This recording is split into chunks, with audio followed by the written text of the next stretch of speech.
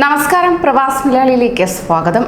ഒമാനിലേക്ക് പുതിയ സന്ദർശന തൊഴിൽ വിസകൾ അനുവദിക്കുന്നതിന് മുൻപ് മടങ്ങിവരാൻ സാധിക്കാത്ത പ്രവാസികളുടെ തിരിച്ചുവരവ് ആദ്യം വിലയിരുത്തുമെന്ന് ഗതാഗത വാർത്താവിനിമയ വിവരസാങ്കേതിക മന്ത്രി സയ്യിദ് ബിൻ ഹമൂദ് അൽ മാവാലി പറയുകയുണ്ടായി.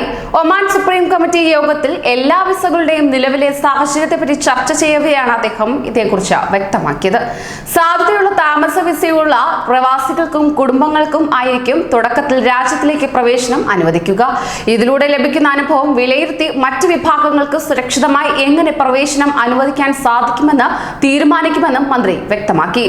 അതോടൊപ്പം തന്നെ ഒക്ടോബർ 1 മുതൽ വിമാനത്താവളങ്ങൾ തുറന്നു പ്രവർത്തിക്കാൻ സുപ്രീം കമ്മിറ്റി അനുമതി നൽകുകയുണ്ടായി. ഇതിനു മുന്നോടിയായി മസ്കറ്റ് അന്താരാഷ്ട്ര വിമാനത്താവളത്തിൽ കാര്യക്ഷമതാ പരിശോധനയും നടന്നു വരികയാണ്. രാജ്യത്തെത്തുന്ന പ്രവാസികൾക്ക് ചുരുങ്ങിയത് 1 മാസം വരെ കോവിഡ് ചികിത്സാ ചെലവ് വഹിക്കാൻ കഴിയുന്ന ആരോഗ്യ ഇൻഷുറൻസ് പരിരക്ഷ ഉണ്ടായിരിക്കണം.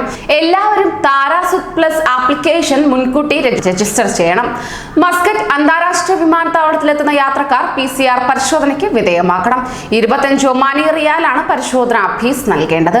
കൂടാതെ 14 ദിവസത്തെ ക്വാറന്റീനിൽ സ്വയം പ്രവേശിക്കുകയും വേണം. 15 വയസ്സും അതിന് താഴെയുള്ളവരെയും വിമാന ജീവനക്കാരെയും ഈ നിബന്ധനകളിൽ നിന്നും ഒഴിവാക്കിയിട്ടുമുണ്ട്.